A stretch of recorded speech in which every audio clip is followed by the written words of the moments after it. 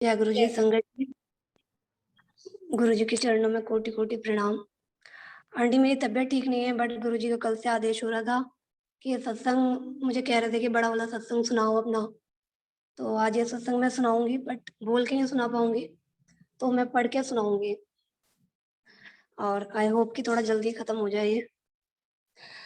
ये मैं डायरी से पढ़ के सुना रही हूँ। ब्लेसिंग्स ऑलवेज गुरु जी।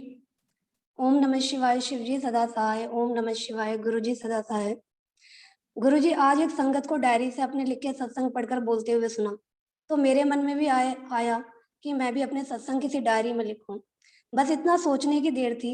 अब डायरी कहाँ से आए, तो मैंने अपने अंकल से कहा, आप अपने ऑफिस से एक डायरी मेरे लिए ला दीजिएगा। इतने में उन्होंने कहा, ला दिया। मैं समझ नहीं पाई, फिर उन्होंने कहा, मैं तुम्हारे लिए डायरी ले आया हूँ। मैंने जाकर उनके लैपटॉप बैग में देखा, तो उसमें यही एक सुंदर सी एक नई डायरी थी। जय गुरु जी। आप तो जान ही जान हो, आप तो पहले से ही हर चीज की व्यवस्था करके रखते हैं, अपने संगत की हर इच्छा पूरी करते हैं। गुरु जी, आज से मैं इसमें अपनी जर्नी आपके साथ लिखने जा रही हूँ। मुझसे कोई गलती ना हो और मैं सब कुछ क्रमबद्ध लिख सकूं, ऐसी कृपा कीजिएगा। थैंक यू गुरु जी, शुक्राना गुरु जी, love you Guru ji. My journey with गुरु जी। साल 2019 में मैं गुरु जी से जुड़ी। जब मैं गुरु जी से जुड़ी, वो समय ऐसा था, I was all alone in my life. मेरी शादी के 6 साल हो गए थे। एक बेटी है जो उस वक्त 3 साल की थी। इन 6 सालों में मेरी और मेरे अंकल से कभी नहीं बनी। जैसे कुत्ते बिल्ली को एक ही पट्टी में बांध दिया गया हो। मैं उनसे दुखी थी और वो मुझसे। कोई एक दिन ऐसा नहीं बीतता जब हमारी अनबन लड़ाई झगड़े न होते और बात बढ़ते बढ़ते मार पिटाई तक पहुंच जाती। उन दिनों को याद करके आज रोंगटे खड़े हो जाते हैं। It cannot be assumed that life could be so worst. I won't explain about that worst part of my life. मैं अब उस समय को एक बुरा सपना समझकर बोल चुकी हूँ और फिर याद नहीं करना चाहती। यूं कहूँ तो गलत नहीं होगा कि गुरुजी ने वो बुरा वक्त भुलवा दिया है। हमारी लड़ाइयों से परेशान होकर सभी रिश्तेदारों ने भी हमसे मुंह मोड़ लिया। एक दिन तंग आकर सुबह उठकर मैंने इनके सारे कपड़े और जरूरत की चीजें निकाल कर बाहर रख दी और मैंने कहा अपने अंकल से, प्लीज आप ये घर छोड़कर अपने ऑफिस के गेस्ट हाउस या कहीं भी चले जाइए और मुझे और मेरी बेटी को चैन से रहने दीजिए। मैं एक स्कूल में टीचर हूँ, ये कहकर मैं अपने स्कूल के लिए निकल गई। आप यकीन नहीं करेंगे, इस बात के ठीक 7-8 दिन बाद मैं स्कूल से घर आ रही थी, तभी मेरे अंकल का फोन आया और मुझसे कहते हैं कि तुम्हारी बात सच हो गई, मेरा ट्रांसफर हो गया। मैंने पूछा कहाँ, तो कहते हैं केरल। ये सुनकर मेरे पैरों तले जमीन खिसक गई। I was completely blank. मुझसे कहते हैं क्या करूं।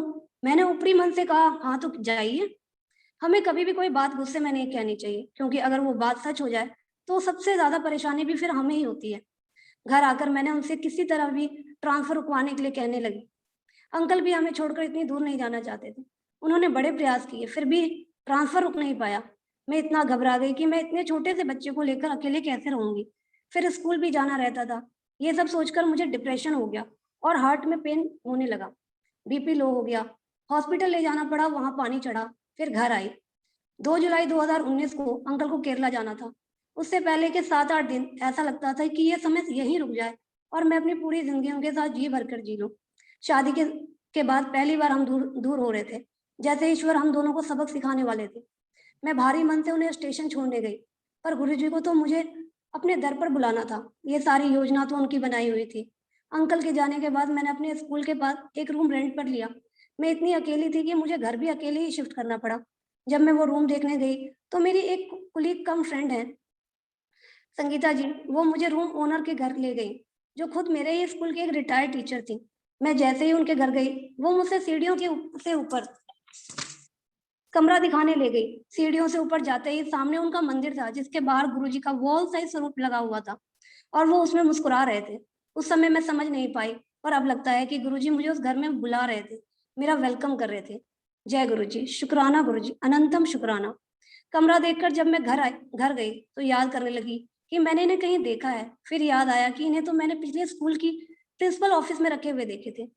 जब मैंने किसी से पूछा था कि ये किसकी फोटो है, तो उन्होंने बताया कि ये मैम के गुरुजी हैं। देखने में बड़ी अजीब लगे, जैसे बहुतों को लगा होगा। मुझे भी लगा कि ये कैसे गुरुजी हैं, सिर पर बाल नहीं है।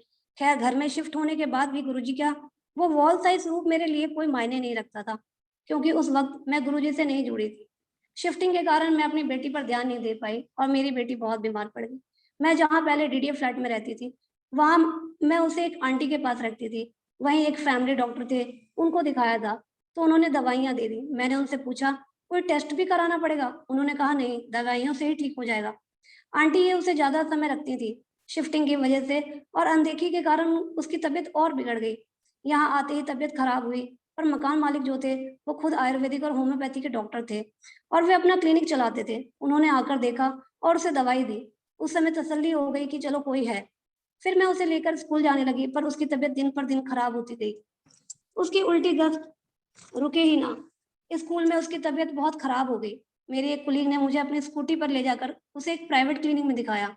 डॉक्टर ने उसे देखकर मना कर दिया और बोला, इसे किसी गवर्नमेंट हॉस्पिटल मालवीय नगर या सफदरजंग ले जाओ। वो सूख कर बिल्कुल काटा हो गई थी। मैं भी घबरा गई। फिर मालवीय नगर ले गई। वहाँ बड़ी देर में नंबर आया। वहाँ वहाँ उसे डॉक्टर ने जिंक की एक सिरप दी, बस, और भेज दिया। फाइनली हम घर आ गए। अंकल को उसकी तबीयत का पता चला तो घबरा गए और बोला कि तुम मेरी बेटी को मार दोगी।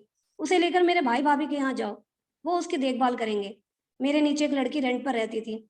उसका नाम डैश था, डैश है। उससे जान पहचान हुई। उसने बड़े मैनेजर के बारे में बताया, गुरुजी के बारे में बताया, पर मैंने ऐसे ही लिया जैसे लोग आजकल गुरुओं के बारे में बताते हैं। मैंने भी सुन लिया, पर मेरे में उनके प्रति कोई आस्था नहीं थी। उस समय उसने मुझे कहा था कि आप मेरे साथ बड़े मंदिर चलना। मैंने भी ऊपरी मन से हाँ कह दिया। एक शाम शनिवार को उसने ऑफिस से निकलने से पहले मुझे फ़ोन करके कहा, "दीदी, आप बड़े मंदिर चलोगे?" मैंने कहा, "नहीं यार, बच्चे की तबीयत बहुत खराब है।" ये कहकर मैंने मना कर दिया।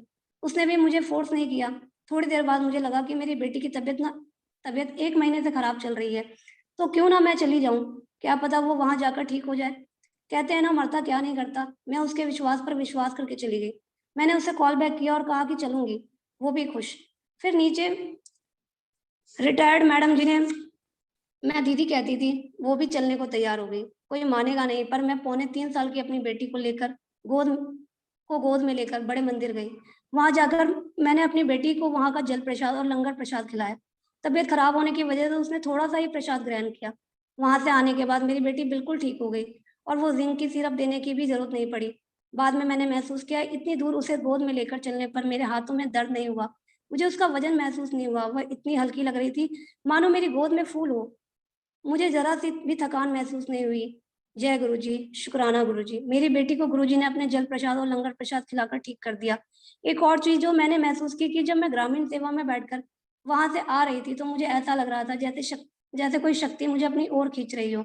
बार-बार मेरे मन में ये ख़्याल आ रहा था, जैसे मैं यहाँ पर बार-बार आऊँ। अब लगता है जैसे वो गुरुजी थे, जो कह रहे थे, "आती रहा कर।" थैंक यू गुरुजी, मुझे और मेरी बेटी को ब्लेस करने के लिए। पर अभी भी पूर्ण रूप से गुरुजी से नहीं जुड़ी थी। फिर कई बार बड़े मंदिर जाना हुआ, पर ऐसे जैसे घूमने जा रहे हैं। मेघा कहती चलने को, तो मैं कहती अगले दिन स्कूल जाना रहता है, तो कभी कहती सैटरडे को चलेंगे, अगले दिन ऑफ रहता है। फिर जाएँगे तो लंगर खा के आएँगे। घर आकर खाना कौन बनाएगा? मतलब जाती थी, पर भाव से नहीं। उसके बाद 4 से 5 बार बड़े मंदिर जाना हुआ और जब भी गई, गुरुजी ने मुझे और मेरी मेरी बेटी दोनों को एक साथ बुलाया।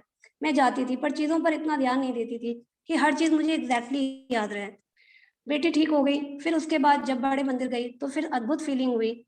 मंदिर के बीच वाले हॉल जहाँ गुरुजी के बड़े-बड़े स्वरूप लगे हुए हैं, वहाँ हम बैठ गए। अचानक गुरुजी की तरफ देखकर मुझे रोना आने लगा। आँसू रुकते ही नहीं थे। मैं नहीं चाहती थी कि कोई मुझे रोता हुआ देखे। मैं बस रोए जाऊँ, जैसे कोई अनकहा दर्द मेरी आँखों से आँसू बनकर बह रहा हो। मैंने गुरुजी से अरदास की कि गुरुजी, मेरे अंकल से फिर से मुझे मिला दीजिए, मेरा जीवन सुखी कर दीजिए। ये बिल्कुल सच्ची बात है कि गुरुजी से मिलने मिलने उनसे जुड़ने के बाद गुरुजी सबसे पहले आपके कर्म काटते हैं। हमने इतने बुरे कर्म किए होते हैं कि वो हमें काटने ही पड़ते हैं, पर वो केवल 10% होते हैं। 90% तो गुरुजी से मिलते ही कट जाते हैं। मैंने और मेरे अंकल, हम दोनों ने एक दूसरे के साथ इतना बुरा किया हुआ था कि शायद हम कभी ना मिल पाते, पर गुरुजी ने सिर्फ 1 साल के बाद ही मुझे मेरे अंकल से मिला दिया। ये बस गुरुजी ही कर सकते हैं।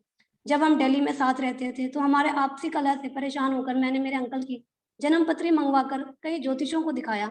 3-4 ज्योतिषियों को दिखाया। सभी ज्योतिषियों ने अलग-अलग बात बताई और मुझे बहुत डरा दिया। उन्होंने बताया कि मेरे अंकल मांगलिक हैं। मेरी उनकी कभी बन नहीं सकती। उनके मांगलिक होने के कारण मेरी जान भी जा सकती है। मेरे ग्रह स्ट्रॉन्ग है, इसलिए मैं अभी तक बची हुई हूँ। एक ने तो यहाँ तक कह दिया कि तुम्हें छोड़ देगा। उसकी दूसरी शादी के योग हैं और तुम दोनों का मेल नहीं हो सकता और ये शादी टूट जाएगी।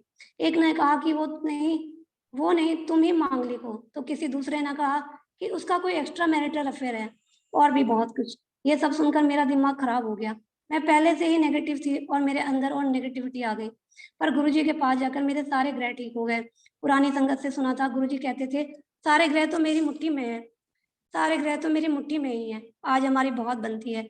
मेरे घर में कला नहीं होता, जिस घर में गुरुजी विराजमान हो वहां कला हो ही नहीं सकता। बड़े मंदिर जाकर सारे ग्रह कट जाते हैं। सचमुच हमें पंडितों के पास नहीं जाना चाहिए, वो हमें भ्रमित करते हैं। शुक्राना गुरुजी। संगत जी, मैं ये सिर्फ इसलिए सुनाया, मैंने शायद गुरुजी का किसी को मैसेज देना होगा इस सत्संग से। लेकिन वाकई मेरे अंकल की जन्म पत्री में मांगलिक लिखा हुआ है, पूर्ण मांगलिक। और ये सारे ग्रह वहां जाके खत्म हो गए और आज हमारी बहुत अच्छी बनती है। तो शुक्राना गुरुजी, अनंतम शुक्राना।